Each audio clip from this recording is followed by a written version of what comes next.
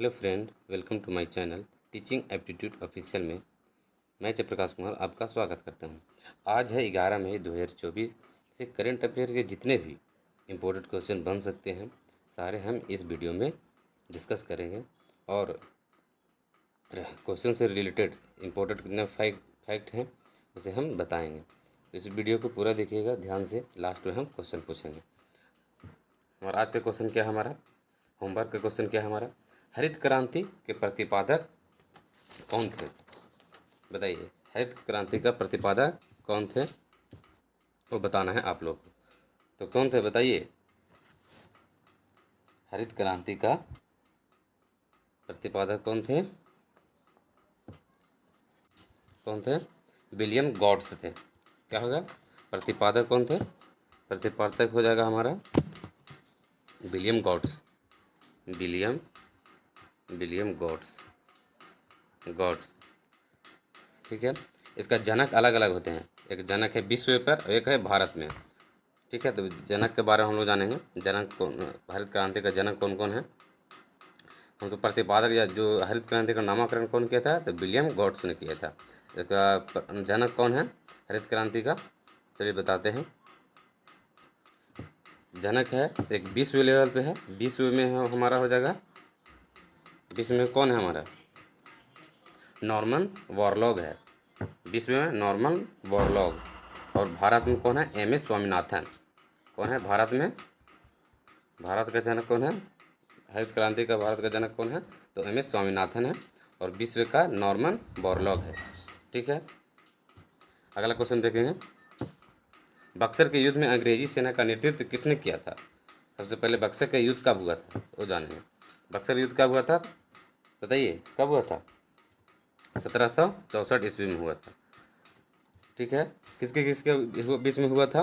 बंगाल के नवाब, अवध के राजा और मुगल मुगल थे एक साइड में, और एक साइड में कौन थे विपक्षी? ईस्ट इंडिया कंपनी के हेक्टर मुनरो थे। हेक्टर मुनरो थे। तो किसकी जीत हुई थी? तो हेक्टर मुनरो ने जीत हासिल की और बंगाल का नवाब अवध के राजा और मुगल हार गए थे। इसके बाद 1765 में संधि, इलाहाबाद का संधि हुआ। इलाहाबाद की संधि में जो क्लाइव आए थे, रॉबर्ट क्लाइव आए थे। ठीक है, चलिए आज का करंट अफेयर देखते हैं। हाल ही में संयुक्त राष्ट्र इमिग्रेशन एजेंसी के अनुसार के वैश्विक प्रेषण में 100 अरब डॉलर के आंकड़े को पार करने वाला दुनिया का पहला देश कौन सा है? तो पहला देश कौन सा है? पहला देश कौन सा है? तो हाल ही में इमिग्रेशन एजेंसी अनुसार वैश्विक प्रेषण 100 अरब डॉलर के आंकड़े को पार करने वाला दुनिया बना है। तो फर्स्ट हमारा हो जाएगा, हमारा भारत हो जाएगा। क्या हो जाएगा? भारत। एक ग्लोबल, एक प्रवासियों द्वारा प्रेषित धन को भेजा गया धन है, रिमिटेशन। इसको क्या कहते हैं? इमिग्रेशन को वैश्विक प्रेषण को क्या कहते हैं? वैश्विक प्रेषण। क्या है हमारा? वैश्विक वैश्विक प्रेषण प्रेषण ठीक है, इसको ग्लोबल रेमिटेशन कहते हैं। क्या कहते हैं? ग्लोबल रेमिटेशन। रेमिटेशन का मतलब होता है प्रवासियों द्वारा जो प्रेषित धन को, भेजा गया धन को क्या कहा जाता है? रेमिटेशन कहा जाता है। दूसरा में कौन है? मैक्सिको है। फर्स्ट में हमारा कौन सा है? हमारा देश भारत है। उसके बाद दूसरा कौन सा है? मैक्सिको है। इसका आंसर क्या हो जाएगा हमारा? तीसरा, भारत। ठीक है, अगला क्वेश्चन देखते हैं। हाल ही में महिलाओं के खिलाफ हिंसा से निपटने के लिए पहला कानून किसने अपनाया था? पहला कानून किसने अपनाया था? इसका आंसर हमारा हो जाएगा यूरोपीय संघ। क्या हो जाएगा हमारा? यूरोपीय संघ। इसमें क्या है, इसका क्या उद्देश्य था? तो महिलाओं के खिलाफ अपराध रोकने के लिए है। क्या है? एक कानून आया है, तो उसका क्या है? महिलाओं के अपराध को रोकने के लिए एक खिलाफ आया है। जैसे साइबर क्राइम हो गया, जैसे साइबर क्राइम हो गया, जबरन विवाह हो गया, फिर ऑनलाइन उत्पीड़न। क्या है? ऑनलाइन उत्पीड़न भी होता है। यूरोपीय संघ का स्थापना रोम की संधि द्वारा 1958 में की गई थी। कब की गई थी? 1958 में, 58 में की गई थी। वर्तमान में अभी 27 देश शामिल है इसमें। यूरोपीय संघ में कितने देश शामिल है? तो 27 देश शामिल है। और अफ्रीकी देश समझते हैं, तो अफ्रीकी अफ्रीकी देश में G20 इसलिए ज़्यादा इस महत्वपूर्ण है अफ्रीकी संघ कि G21 नंबर पे देश बना है, शामिल हुआ है। ठीक है, चलिए आगे क्वेश्चन देखते हैं। हाल ही में AI के लिए ISO 42,001 और 2003 अनुपात 2003 प्रमाण पत्र माने सर्टिफिकेट, ISO का सर्टिफिकेट करने वाली दुनिया की पहली IT कंपनी कौन सी है? तो कौन सी हमारे यहाँ बताइए? तो इन्फोसिस है हमारा। इसका आंसर क्या हो जाएगा हमारा? इन्फोसिस। इसका आंसर क्या हो जाएगा हमारा? इन्फोसिस। इसमें क्या होता है?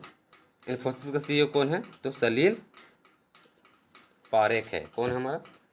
इन्फोसिस के CEO कौन है? CEO सलील पारेख है। कौन है? सलील पारेख। सलील पारेख। इसका फाउंडर कौन है? इन्फोसिस का फाउंडर कौन है? ऋषि सुनन का ससुर जी हैं। उसका नाम क्या है? नारायण मूर्ति। ठीक है, इन्फोसिस का फाउंडर कौन है? नारायण मूर्ति है। चलिए आगे क्वेश्चन देखते हैं। वैश्विक ऊर्जा थिंक टैंक एम्बर के ग्लोबल इलेक्ट्रिसिटी रिव्यू 2024 में भारत को वैश्विक स्तर पर कौन सा स्थान मिला है? तो भारत को कौन सा स्थान मिला है सौर ऊर्जा के हेतु पे? तो भारत को मिला है तीसरा नंबर। भारत को तीसरा नंबर मिला है। पहला कौन है? पहला हमारा है चीन है। पहला हमारा चीन है। चीन के बाद USA है। उसके बाद क्या है? भारत है। अभी जापान को पीछे छोड़ा है हमारा भारत ने। उसके बाद 4th नंबर में क्या है? जापान है। तो एक पीछे किया किनको? जापान को पीछे करके अभी भारत आगे तीसरा नंबर पे आया है सौर ऊर्जा में। तो इंडिया अभी 5.5% देशों में अभी आगे है। ठीक है, इसकी हिस्सेदारी है पूरे विश्व में। अभी 5.5% हिस्सेदारी है भारत का। चलिए आगे क्वेश्चन देखते हैं। हाल ही में किस राज्य के राज्यपाल पर यौन उत्पीड़न का आरोप लगा दिया गया है? बताइए, राज्यपाल का बताइए कौन है? वेस्ट बंगाल के। इसका आंसर क्या हो जाएगा हमारा? पश्चिम बंगाल। पश्चिम बंगाल के राज्यपाल अभी कौन थे? किस पर लगाया गया है? उनका नाम क्या है? CB आनंद बोस। क्या नाम है?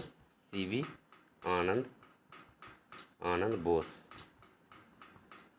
CB आनंद बोस है। ठीक है,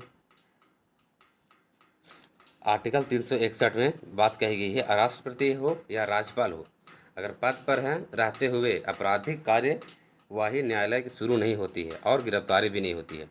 जब ये काम ऐसे आरोप लगाया गया है, अभी घोषित नहीं किया गया है कि ये आरोप है, इसमें आरोप लगाया गया है कि ये यौन उत्पीड़न है, तो राज्यपाल या राष्ट्रपति, आर्टिकल 61 में कही गई ये बात है कि राष्ट्रपति हो या राज्यपाल हो, अगर पद पर रहते हुए आपराधिक कार्यवाही न्यायालय शुरू नहीं कर सकती है और ना ही गिरफ्तारी कर सकती है। इसके कौन सा आर्टिकल में कहा गया है? तो 361 में। अगला क्वेश्चन देखेंगे हम लोग। हाल ही में स्कॉटलैंड के प्रथम मंत्री पद पर किसे नियुक्त किया गया है? तो किसे नियुक्त किया गया है बताइए? तो हमसा यूसुफ। सबसे पहले हमसा यूसुफ थे। इसके पहले हमसा यूसुफ थे। अभी वर्तमान में जॉन स्विनी है। कौन है? अभी वर्तमान में जॉन स्विनी है। इसका आंसर क्या हो जाएगा हमारा? John Swinney. इसके पहले कौन थे? हमसा यूसुफ। हमसा यूसुफ थे। अभी प्रधान ये बने हैं, इसका पद पर आए हैं तो जॉन स्विनी। इसका पार्टी का क्या नाम है? स्कॉटिश नेशनल पार्टी नाम है। क्या है? स्कॉटिश नेशनल पार्टी का नाम है। चलिए आगे देखते हैं। हाल ही में वायुसेना ने कहाँ ऑपरेशन बॉम्बी बकेट चलाया गया है? क्या चलाया गया है? बॉम्बी बकेट। एक ये ऑपरेशन किसके द्वारा चलाया गया है? तो वायुसेना द्वारा, बॉम्बी बकेट द्वारा। अभी हाल में इसका आंसर क्या हो जाएगा हमारा? उत्तराखंड हो जाएगा। क्या हो जाएगा? उत्तराखंड। इसका क्या उद्देश्य है? अभी हाल में अभी गर्मी का मौसम आया है तो अभी जंगलों में आग लग जाती है। ठीक है, तो इसके लिए वायुसेना ने ऑपरेशन चलाया है कि इसका मुख्य उद्देश्य है कि अगर जंगल में अगर आग लग रहा है उसे बुझाना इनका काम है। क्या काम है? इनका बुझाना काम है। जो जो जो हेलीकॉप्टर से अगर आग बुझाया जाएगा उस हेलीकॉप्टर का क्या नाम है हमारा? MI-7V। MI-7V5 ये हेलीकॉप्टर का नाम है। ठीक है, अगला क्वेश्चन देखेंगे। इसका आंसर क्या आ जाएगा? उत्तराखंड। ठीक है, याद रखिएगा। अगला क्वेश्चन हमारा है, हाल ही में राष्ट्रीय महिला हॉकी लीग के पहले संस्करण के लिए किसने साझेदारी की है? हाल ही में राष्ट्रीय महिला हॉकी लीग। क्या है? राष्ट्रीय महिला हॉकी लीग।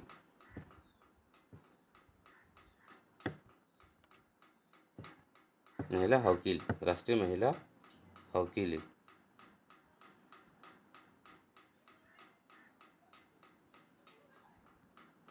पहले संस्करण के लिए किसने साझेदारी की है? तो इसका आंसर क्या आ जाएगा? Coca Cola India.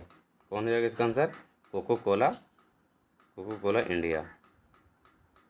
इंडिया ने संस्करण किया है, इसकी साझेदारी की है। ठीक है,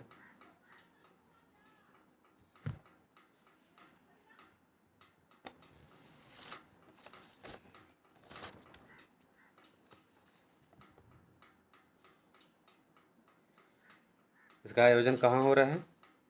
इसका आयोजन कहाँ और कोको कोला इंडिया के रहते इसका आयोजन कहाँ किया जा रहा है? तो रांची में किया जा रहा है। कब किया जा रहा है? तो 9 मई में किया जा रहा है। 9 मई को 2024 में किया जाएगा। कहाँ किया जाएगा? तो पहली बार ये हो रही है लीग, ये रांची में होगा। हॉकी का सबसे बड़ा स्टेडियम कहाँ पे है? तो उड़ीसा में, जो राउरकेला है, बिरसा मुंडा हॉकी स्टेडियम है जो अभी उड़ीसा में है। ठीक है, ये अभी आयोजन कहाँ पे होगा? ये राष्ट्रीय महिला हॉकी लीग वाला तो रांची में होगा। 9 मई से स्टार्ट है। इसका साझेदारी कौन करेगा? तो कोको कोला इंडिया करेगा। ठीक है, आगे देखते हैं। हाल ही में फिनटेक फिनटेक कंपनी सेतु ने कौन सा बैंकिंग, वित्तीय और बीमा केंद्रित देश का पहला लार्ज लैंग्वेज मॉडल लॉन्च किया है? क्या है? लार्ज लैंग्वेज मॉडल है। लार्ज लैंग्वेज मॉडल है। इसको LLM से भी संबोधित करते हैं। इनको जानते हैं, LLM, लार्ज लैंग्वेज मॉडल। ठीक है, इसका इसका आंसर क्या हो जाएगा हमारा? सेसेम हो जाएगा। क्या हो जाएगा? सेसेम। सेसेम का इसका फिनटेक कंपनी लॉन्च करने की वाली है, सेतु। इसका यूज क्या है? इसका यूज कहाँ पे किया जाता है? सेसेम का यूज कहाँ पे किया जाता है? तो बैंकिंग वित्तीय में प्लस बीमा क्षेत्र में, पैसा का लेन देन जहाँ होता है ना, वहाँ पे काम किया जाता है। बैंकिंग के क्षेत्र में, वित्तीय में और बीमा के क्षेत्र में जो पैसा का लेन देन किया जाता है तो वहाँ पे सेसेम का उपयोग किया जाता है। ठीक है, अगला देखते हैं। हाल ही में कृषि कल्प ने किसान उत्पादक संगठनों के लिए भारत का पहला त्वरक कार्यक्रम कहाँ लॉन्च किया गया? तो कहाँ लॉन्च किया गया है? तो बेंगलुरु में। इसका आंसर क्या हो जाएगा हमारा दोस्तों? तो बेंगलुरु। चलिए इसका फैक्ट जानते हैं। ये कृषि कल्प लॉन्च करने का कृषि कल्प लॉन्च किया है। क्या लॉन्च किया है? एक गैर लाभकारी है। क्या है? गैर लाभकारी है। त्वरक कार्यक्रम इसका फंडिंग करने वाला है। कौन इसका फंडिंग करेगा? कृषि कल्प का फंडिंग करने वाला बैंक कौन सा है? तो नाबार्ड है। कौन सा है? कृषि कल्प का जो फंडिंग करता है, फंडिंग करेगा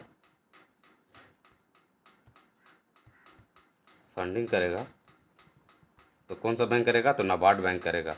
तो नाबार्ड बैंक के बारे में जानेंगे हम लोग। नाबार्ड बैंक का स्थापना कब हुआ था? तो 12 जुलाई 1982। कब हुआ था?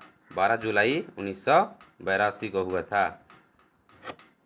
इसका एफपीओ को भी इसको कहा जाता है। तो एफपीओ के लिए फार्मर प्रोडक्ट ऑर्गेनाइजेशन का इसका उद्देश्य है रेवेन्यू को बढ़ाना। ये सीधा सीधे से बात जान जाइए, इसका काम क्या है, सिर्फ इसका काम है रेवेन्यू को बढ़ावा देना। इसका आंसर हमारा बेंगलुरु है। इसका काम है सिर्फ कृषि कल्प का रेवेन्यू का बढ़ावा देना। क्या करना है, बढ़ावा देना है। ठीक है, याद रहेगा। चलिए आज का क्वेश्चन देखते हैं हम लोग क्या है। आज का होमवर्क क्या है, हमारा होमवर्क है लोकसभा के पहले स्पीकर कौन थे, और दूसरा कौन सा हमारा क्वेश्चन है, राष्ट्रपति की शपथ कौन दिलाता है। ठीक है, यहाँ गलत कर दिया है, कौन दिलाता है। इसका आप कमेंट बॉक्स में आंसर लिखेंगे।